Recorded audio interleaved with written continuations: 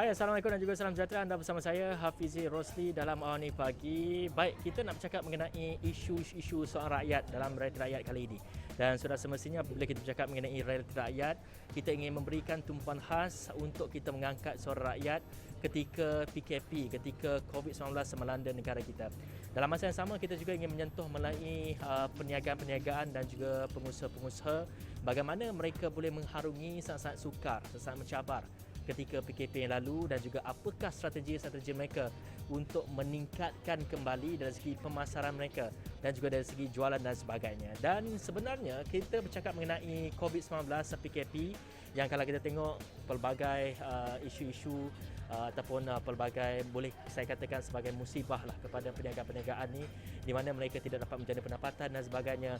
Dan kita berada di Pulau Langkawi ini di mana pulau ini yang mengharapkan sumber pelancongan sebagai penjana utamanya di Langkawi ini sudah semestinya cukup terkesan dengan COVID-19 ini, dengan penutupan pintu sepadan dan juga dengan ketiadaan pelancong dan sebagainya.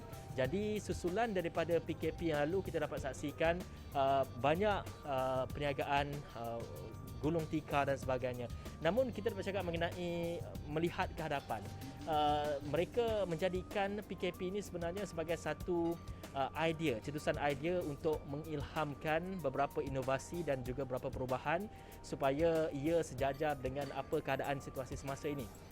Dan dalam masa yang sama kita ingin melihat satu pengusaha ini, satu perusahaan ini di mana lahir setelah PKP ini melihat kepada peluang-peluang yang baru yang harus diceburinya. Dan jadi saya bercakap mengenai Langkawi Tourism Cafe di mana kafe ini baru saja ditubuhkan, mula beroperasi sejak daripada PKP yang lalu dan sekaligus kafe-kafe ini bukan saja hanya menjual barang-barang tempatan dan sebagainya, itu akan diulaskan sendiri oleh pengusahanya, namun ada lagi tugas-tugas dan juga tanggungjawab yang digalas dalam membangunkan, dalam memperkasakan lagi komuniti terutamanya bagi masyarakat Langkawi. Dan bersama saya dengan sekarang ini merupakan pengusaha Langkawi Tourism Cafe, Encik Zainuddin Kadir.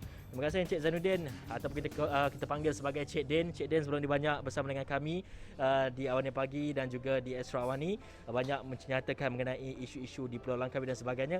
Jadi cetusan idea untuk menghasilkan ataupun untuk menubuhkan kafe ini sebenarnya datang daripada bila lagi? Dan mungkin bagi tahu dari segi prosesnya dan difahamkan lahir setelah PKP ini bagaimana dapat dikongsikan kita?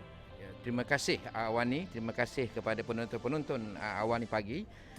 Sebenarnya cetusan idea daripada penubuhan Tourism Cafe ini adalah since PKP lockdown seluruh Malaysia. Jadi apabila terjejasnya industri pelancongan Langkawi, saya pun memang terlibat daripada industri dan terkesannya pandemik COVID ini telah menjejaskan banyak peluang dalam industri pelancongan. Tapi dengan bukan kata peluang tu tak ada, daripada musibah yang melanda dijadikan peluang. Jadi apabila saya mengkaji ataupun saya mendapat ilham untuk menubuhkan Tourism Cafe ini, dia adalah kafe yang berbentuk pelancongan. Kami daripada keluarga mempunyai ladang ataupun kebun kelapa seluas lebih kurang 3 ekar, boleh menanam sebanyak 150 pokok, dah menghasilkan buah. Jadi apabila idea itu timbul, saya bersama komuniti-komuniti selalu bercambah idea, memikirkan apa yang boleh menolong komuniti dan diri kita sendiri. Jadi apabila kita mendapat satu ilham, iaitu kita punya signature di Tourism Cafe ni adalah aiskrim kelapa dibuat daripada susu kerbau. Inilah satunya produk yang sangat unik yang tidak dapat di mana-mana, hanya ada di Tourism Cafe, iaitu di Langkawi. Dan dalam masa yang sama juga, Tourism Cafe ini adalah untuk mengangkat komuniti. Kita memanggil mereka untuk memasarkan produk-produk daripada Joe Food, sepertinya dengan sup gamat, dengan kerabu beronok, coklat gamat, semua berasaskan daripada gamat.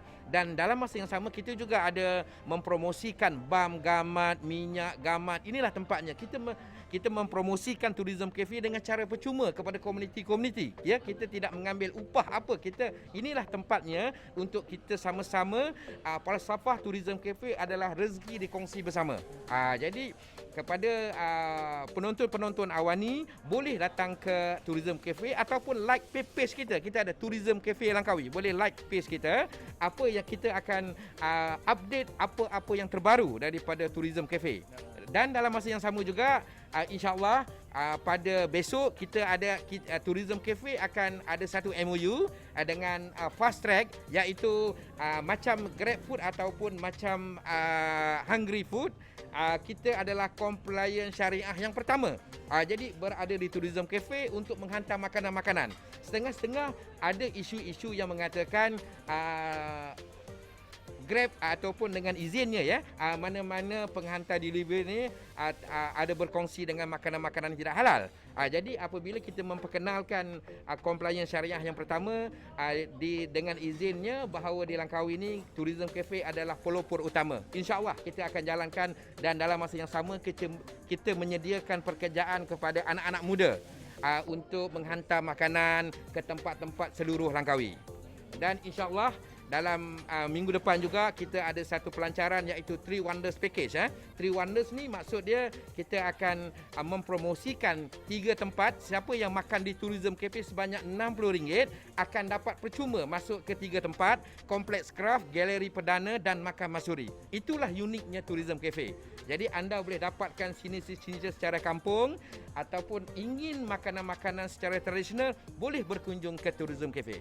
Okey, baik Cik Den. Tadi kita dah bercakap mengenai peranan Tourism Cafe ini sebenarnya dalam memperkasakan ekonomi rakyat tempatan dengan mereka diberikan peluang dan juga mereka diberikan ruang untuk mempromosikan produk-produk mereka.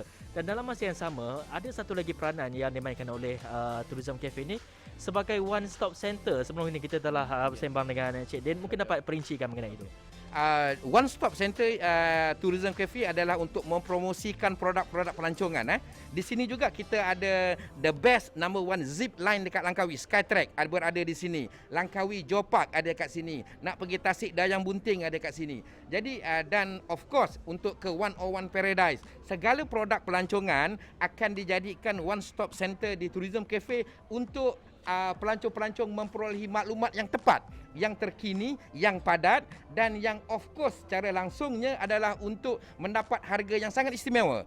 Jadi inilah peranan utama Tourism Cafe untuk membantu pelancong, membantu komuniti, membantu industri pelancongan mempromosi produk secara percuma. Kita tidak mengenakan cas apa-apa. Itulah CSR kita, penubuhan Tourism Cafe adalah untuk membantu sedikit sebanyak dan merancakkan ekonomi pelancongan yang kebergantungan 90% dengan izin adalah dalam tourism.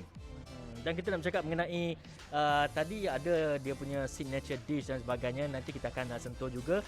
Tapi kita ingin melihat dari segi bagaimana sebenarnya penjualan ataupun produk-produk yang dipasarkan sini ataupun sambutan yang sudah diterima dan apa agaknya perancangan masa hadapan menjadikan Langkawi Tourism Cafe ini mungkin dikembangkan ke tempat lain dalam khusus untuk kita mempromosikan Langkawi ini di seluruh dunia, di seluruh Malaysia dan juga mungkin ada peluang di seluruh dunia juga. Okey. Jadi kita bermula di Kuah Langkawi ini, kita ada perancangan cawangan yang kedua akan dibuka pada bulan 11 di Pantai Cenang. Pada Januari tahun depan kita akan membuka cawangan di bandar-bandar utama.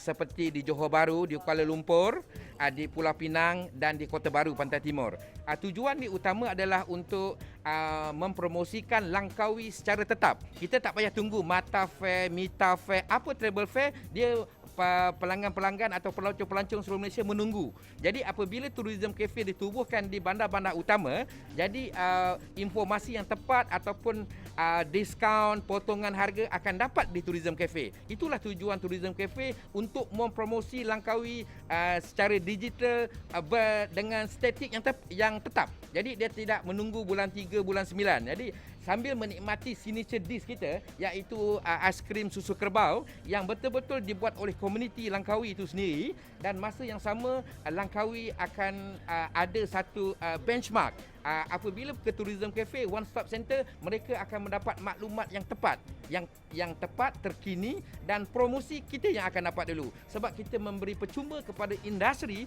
untuk mempromosikan produk-produk mereka. Itulah kelebihan Tourism Cafe. Okey, dan difahamkan Tourism Cafe berkonsepkan sebegini, kafe yang dalam masa yang sama mempromosikan produk-produk Langkawi, difahamkan yang pertama di Malaysia. Yes, dengan memang kita yang pertama di Malaysia, dan dengan izinnya kalau bolehlah signature dish ni kita memperkenalkan susu kerbau ni untuk tatapan dengan begitu baik, low kolesterol, dengan fresh dan banyak khasiat-khasiatnya. Dan kelapa pandan itu sendiri memang dah diiktiraf oleh pakar-pakar perubatan tradisional dan daripada sejak turun-temurun khasiat air kelapa dan kelapa itu sendiri.